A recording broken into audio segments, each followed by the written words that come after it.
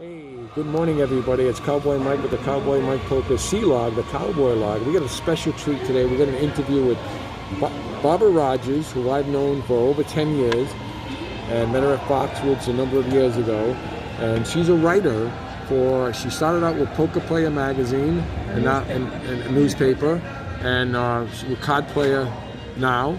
And how are you today? I'm great. I'm just great. It's been 10 years.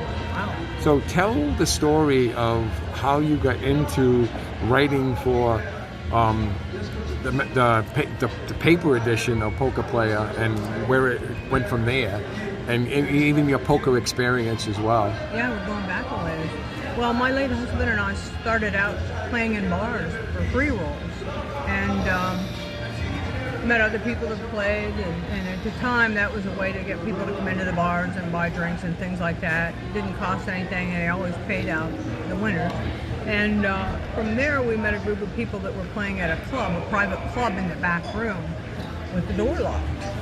Okay. And from there it kind of evolved into my going to work for Poker Player Poker Player newspaper, which was in competition with Card Player magazine at the time, along with Bluff and Ante Up and all the other ones. And Poker Player newspaper had been around for a long time, and they were headquartered in Vegas as well, and pretty popular. And for them, I pretty much had a free rein on what I could write and write about. You know, if I wanted to write that why I like being called a bitch at the poker table, they let me write it. And the guy that called me a bitch wouldn't read it. And one time in Atlantic City, I wrote, "I'll be home for Christmas. You can't count on me."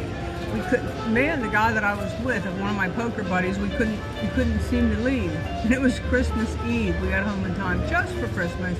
He did all his Christmas shopping at Wegmans grocery store. I had already done mine. And then Poker Player newspaper ran into some problems, and Stan, the owner, had passed on. Lou, who was a writer for them and very much involved too with them, he had passed on. But Debbie Burkhead, who was my boss at the newspaper, suggested I look for a job because she saw what was going on, and I applied to Card Player magazine. So what did you do for Poker Player? You wrote about poker players or poker events? Everything and anything I wanted to write about. Okay. While I sold advertising, yeah. What was your biggest article you ever wrote? There were so many of them. I mean, they're archived online. There's a ton of them. And I had fun with the headlines, you know, with regard to Moneymaker and Hollywood when they opened and things like that. I had a lot of fun with it. They just gave me free rein. I had a lot of fun with the headlines. And do you still have free rein with Card Player too, or? No. No. They're much more conservative, and they're, no, not at all. But they have a very good reputation, you know. They have a reputation to maintain, and they have certain standards. And they have their own writers, but I write about my customers. You know, that's a big thing anyway. To write about my customers, that's more important. I remember that when I was at the Borgata, I told you about the hand with the guy had the 4 aces, and you wrote about that. You put that in there too. And that situation there, he had aces, 4 hands in a row. Oh yeah. I remember you writing about that one, yeah. but you wrote about that in that article too. And you know, we've been in touch also about Bally's in Rhode Island over the last 4 or 5 years since they started having poker again, and now you obviously are going to be in touch with them again because of the fact that they are putting 62 tables, and Eric Pearson from Maverick Gaming has committed to consult with them and bring high stakes poker to Rhode Island, and also big tournaments and 2 circuit events a year.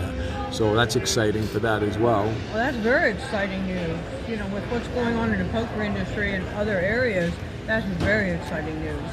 And to feel that they have the innovation on that, and they're going to do what they're going to do, it's good for all of us. It's good for all of poker and all of the poker players. Now, you also run a business, correct? Yes. Now, what business do you run? It's a bed and breakfast. You want to give yourself a plug for that, or? Well, they have to fix their own breakfast because I'm away playing poker.